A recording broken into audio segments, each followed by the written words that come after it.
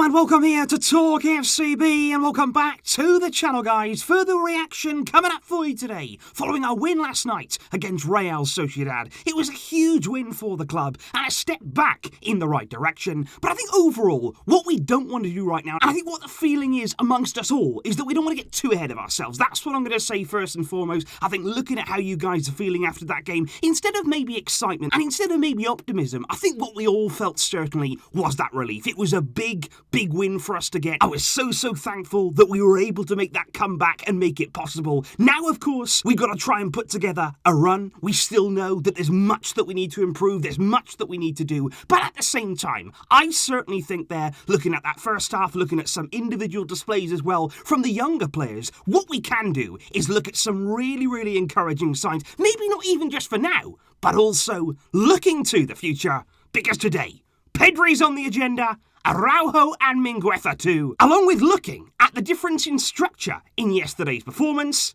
So, without further ado, let's get to it. But the first thing that I do have to bring you is a very important stat, because indeed yesterday we came back and won against Sociedad after we conceded that first goal, and that was a significant moment because it was the first time since way back in February the 9th, that Barça have conceded the first goal in a game and come back to win. That's nearly 9 months ago that we made a comeback, and I think that's a big deal. I think a lot of people may look at that and think, you know what, it's just a stat, it's just something there that you can throw out there. But I think when you're talking about this team, when you're looking at confidence, when you're looking at belief, we needed this. Because I feel as though when you're looking back throughout the weeks that we've seen, the poor results this team has had this season, every single time we conceded that first goal, we've all been looking at each other, thinking, oh no, here we go again. And I never really felt as though this team believed they could come back. They never genuinely trusted in themselves to get the job done.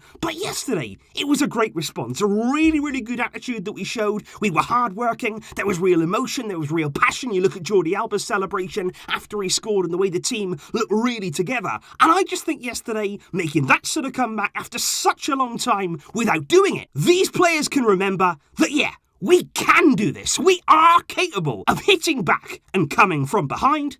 And for me, it's an important barrier that finally we've broken down. But of course, what we also want to look at from yesterday's performance is not only the mentality and the psychological side of that win, but also what the players were doing on a tactical front. Because as you can see here, it was what I felt was a very different setup yesterday from Ronald Koeman, and it worked very well against a good team that Sociedad are. You can see right here, I think already you can see the fullbacks are nicely advanced, but also very balanced on either side. The centre-backs there taking up a good average position. You've got Jong and Busquets holding nice and close to each other. You've got Griezmann taking up the most advanced and also sort of coming off that right-hand side to make those attacking runs, with Martin Braithwaite out on the left-hand side. And that's certainly an area that I think worked really well for us. Jordi Alba, I think, had an excellent game yesterday. All credit to him for that. And I don't know whether, to be honest, Braithwaite's positioning helped him a bit, because having somebody out there, a bit of natural width, Braithwaite, as we know, is very good at knowing what he needs to do, knowing the positions that he needs to take up. He is somebody who works very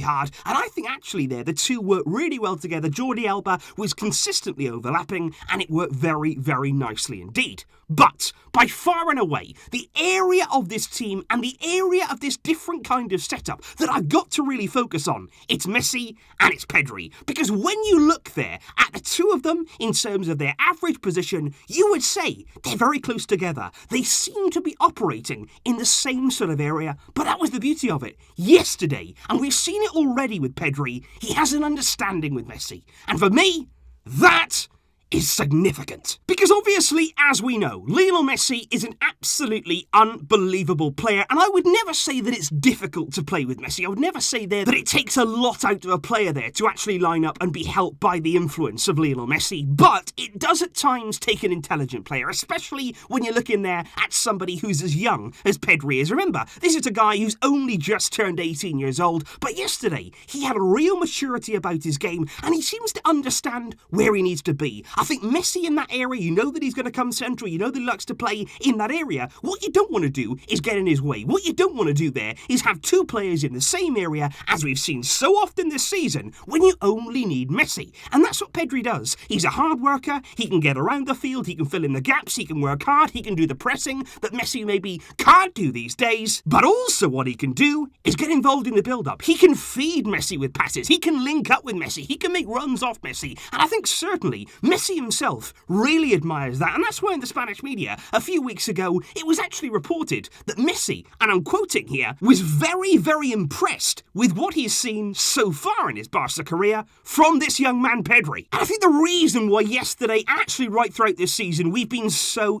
impressed with Pedri is actually all the different sides of his game. Because yes, there's that combination with Messi, yes, there's that technical ability in the final third, the silky dribbling, the quick passing, everything that goes with that. But there's also the other side, that hard work. And I think it was defined really by that tackle. We all absolutely fell in love with him in that moment, didn't we? He's chasing back there, he's giving everything to get back in, he stops a certain goal, and in the process, he absolutely clatters into the post. Does he care? No, he knew that would happen. He knew that was a consequence of the tackle that he was going to make, but he didn't back out of it. He wanted to go out there and do whatever it took to stop that goal. That's the player that we want. Those are the kind of players that we want wearing a Barca shirt. And after the game, he said, going into the post. He said, it was just a knock. It was nothing much. He said, if it was up to me, I would have carried on playing. He said, I would have carried on running for the team. I would have stayed out there. And I think that is Pedri in a nutshell. He is technically so impressive for his age. He's got wisdom, for me, beyond his years,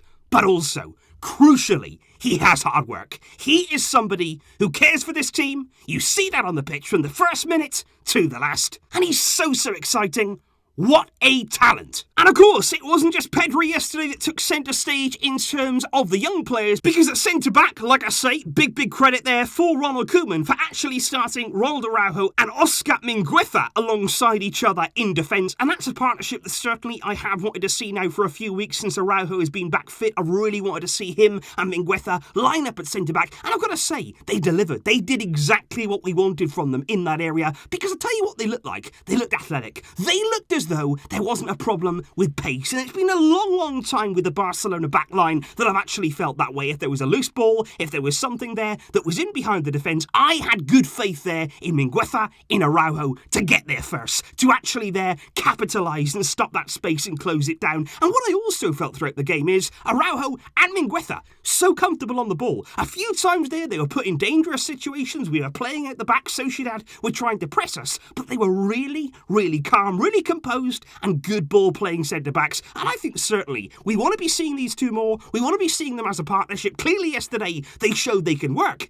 And you just imagine too what they can do with experience. Because these two never played together, never played alongside each other for the first team. That was their first game as a partnership. Imagine what they could do after many games of playing with each other. Finally though guys, away from the performances, away from the tactical side, away from the mental side, what I want to leave you with here is actually just a single photo. And I saw this morning, and it's just something which really does speak to me, and I'm sure it will all of you Barca fans, because just look at this. It's Lionel Messi just looking up. Number one, he's looking at the empty stands, the fact there's no fans still being allowed inside games, and we cannot forget every single game what a loss that must be for this team. And I'm sure that Messi, more than anybody else, misses them right now. He could, of course, be looking at the scoreboard. It was a really hard-fought win. This picture there was taken in the final moments of the game, and I think it was relief for him too that we were able to get over the line. And of course, looking around at an empty Camp Nou, an eerie Camp Nou, when his future is still uncertain. I'm sure there's plenty going through his mind right now,